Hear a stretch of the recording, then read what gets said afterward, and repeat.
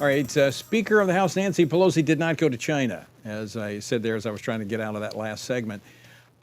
She was on an Asian tour and landed earlier today in Taiwan, making the Chinese Communist Party upset.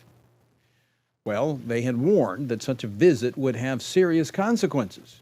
Now, she is the highest-ranking American official to visit Taiwan since 1997, when Newt Gingrich traveled to the self-governed island claimed by China.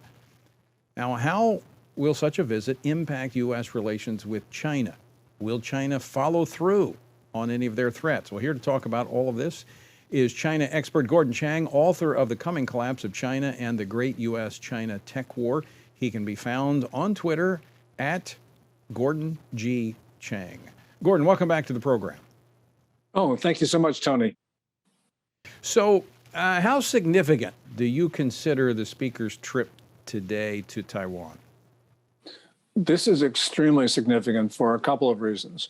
First of all, if she didn't go, she would have been emboldening and legitimizing the worst elements in the Chinese political system by showing everybody else that intimidation tactics work. And it's also significant because it shows to the Biden administration that it's important, I think, to stand up to China. So we were seeing a very soft Biden policy, in many cases pro-Chinese communist, and Nancy Pelosi is saying to Washington, no, I don't accept that. Does China, the Chinese Communist Party, now have to respond? I mean, do they have to follow through some way on the threats that they've been making? I mean, an awful lot of saber rattling been going on. They absolutely have to do it, because if they don't do it, they will see this as a test of credibility, which they have failed. They made this a test of political wills. They upped the rhetoric, and clearly they now got to do something. I don't know what they'll do, but we should expect some sort of form of retaliation. But we should also know, Tony, that they need us so much more than we need them. So I think that maybe since they didn't do anything before she visited, that they are not going to do too much after she visits. Now, I think I saw where there were cyber attacks on the Taiwanese government prior to her arrival. Is that something we might see in the days ahead against U.S.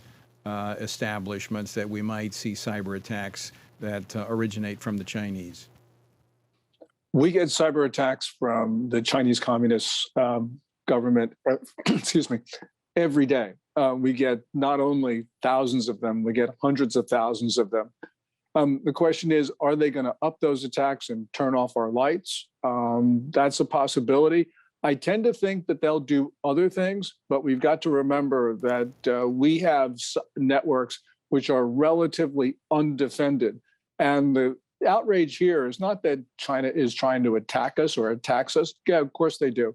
But the outrage here, Tony, is that we've had presidents who've known about these attacks, who've had the means to do something about them, and who have failed to do something.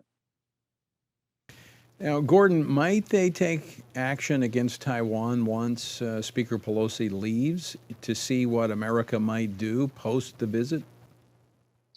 They can do that, and they undoubtedly will do that, but it would be counterproductive, because what I would do by further attacks on Taiwan would be stiffening the resolve of Taiwan's people. So yes, I expect it. Beijing can be very counterproductive in what it does, but they will also go after us, because if they don't go after us, then it signals to the Biden administration that their approach to China has been wrong all along, and that they can actually take tougher action. Beijing does not want that lesson going to the president of the United States. So we will see some form of Chinese action against the American homeland. Final question for you, Gordon. So do you think the White House has learned anything about the resolve of Nancy Pelosi going to Taiwan in the face of the criticism of China?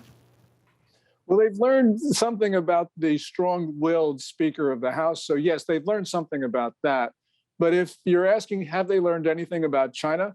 I'm afraid not, because I think their approach to Beijing has been ideological, and it's very difficult to change those views. I hope that eventually the Biden team will come around, but at the present moment, I'm not expecting any new lessons learned in the next couple of weeks. Yeah, I think you're probably right. But final question. I said that was the final question, but I got one more for you. Are you anticipating China making a move on Taiwan anytime soon? Not this year. And the reason is that the Communist Party, if tradition holds, will have its 20th National Congress in October or November. This is where Xi Jinping wants to get his unprecedented third term as general secretary. I don't think he has the basically the consensus at the top of the Communist Party to do anything then. But if he gets that third term, which most everybody says will happen, then I think we will see something occur, largely because they don't think the Biden administration will stop them, and also because Xi Jinping has based his legitimacy on taking Taiwan. So something horrible will happen. I don't know if they'll go after the entire main island of Taiwan, but they might bite off some of the outlying islands, some of which are very close to the Chinese shore. Well, obviously something we've got to continue to watch. And for one, I'm grateful that Speaker Pelosi did not back down. I think we need to show resolve in the face of those international bullies. Gordon Chang, always great to see you. Thanks so much for taking time to join us today. Well, thank you, Tony, and God bless.